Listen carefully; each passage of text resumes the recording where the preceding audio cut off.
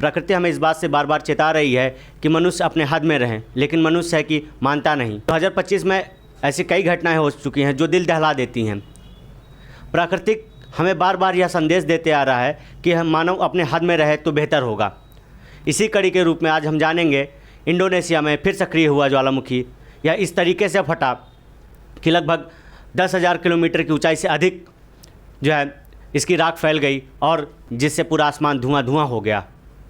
Indonesia और भारत की कई फ़्लाइटों को रद्द कर दिया गया। इसमें से एयर इंडिया की फ़्लाइट भी शामिल थी जो दिल्ली से इंडोनेशिया जा रही थी। इसको जो है फोर्सफुली इंडोनेशिया से वापस भारत भेज दिया गया। विकराल रूप से फटा कि वहाँ के लगभग 8 किलोमीटर एरिया को पूरी तरीके से खाली करा दिया गया था पहले ही, क्योंकि वहाँ के जो भूवैज्ञानिक थे उन्होंने इसके संकेत पहले दे दिए थे कि ज्वालामुखी फटने वाला है। और लगभग इस क्रेटर से 8 किलोमीटर की दूरी तक के लोगों को सुरक्षित स्थानों पर पहुंचा दिया गया है। यह संभावना है कि यहाँ भूकंप भी आ सकता है। इसको देखते हुए वहाँ के जो भूवैज्ञानिक हैं उन्होंने जो है लोगों को वहाँ से शिफ्ट करना शुरू करा दिया है। फिर सक्रिय हुआ ज्वालामुखी इंडोनेशिया का लेवोटाबी लाकी ज्वालामुखी मंगलवार को फटा पड़ा, जिससे 11 किलोमीटर ऊंचा राख का बादल बन गया। यह इस तेज़ी से फटा, यह इतना विकराल रूप से फटा कि जो है इसकी राख 11 किलोमीटर ऊंचाई तक पहुँच गई और इतने घनघोर बादल बना दिए जिसके चलते कई फ़्लाइटों को रद्द कर दिया गया। अगर आप इस पर नज़र डालें तो पाएंगे कि यह किस तरीके से आसमान पर छाया हुआ है। और न्यूज़ की बात करें हम तो massive volcano eruptions in Indonesia, air India and others Bali flights cancelled. मतलब इसके चलते जो है कई फ़्लाइटों को कैंसिल कर दिया गया। इवन यहाँ तक एयर इंडिया की फ़्लाइट को भी कैंसिल कर दिया गया। ये है एक्चुअली कहाँ पर, ये फ्लोरेंस द्वीप पर स्थित है। माउंट लेवोटाबी लाकी से मंगलवार को 11 किलोमीटर ऊंचा राख का स्तंभ निकला।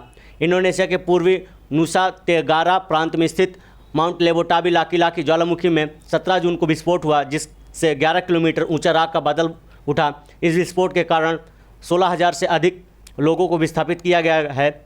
अधिकारियों ने अलर्ट का स्तर उच्चतम कर दिया और खतरे के क्षेत्र को क्रेटर से 8 किलोमीटर तक बढ़ा दिया। मतलब क्रेटर वह स्थान होता है जहाँ से ज्वालामुखी निकलता है, मतलब उसका मुख पूरा मान लीजिए इस तरीके से सक्रिय होता है, जहाँ से उसके लावा निकलते हैं उस एरिया को क्रेटर बोला जाता है। और उस क्रेटर के एरिया से लगभग 8 किलोमीटर के दायरे में जो है लोगों को विस्थापित कर दिया गया ताकि किसी की जान माल की हानि ना हो। अगर आप इस पर नज़र डालें तो ये भारत से कुछ दूरी पर इंडोनेशिया है और उसी इंडोनेशिया के एक द्वीप की बात करते हैं, फ्लोरेंस द्वीप है और इसी जगह जो है ये लाकी ज्वालामुखी यहीं सक्रिय हुआ है। विस्फोट के कारण बाली और अन्य आसपास के क्षेत्रों के लिए कई उड़ानें रद्द कर दी गई, क्योंकि राख का बादल विमान के इंजनों के लिए खतरा पैदा कर सकता है। मतलब इसकी जो राख इतनी ऊंचाई तक उड़ी है आसमान पर, ये विमानों के लिए खतरा पैदा कर सकता है।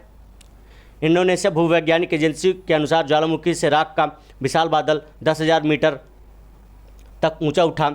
यह ज्वालामुखी लेवोटाबी लाकी 17 जून को 50 से अधिक बार फटा। मतलब यह ज्वालामुखी 17 तारीख को जो फटा है ये 50 से अधिक बार फटक चुका है। ठीक है।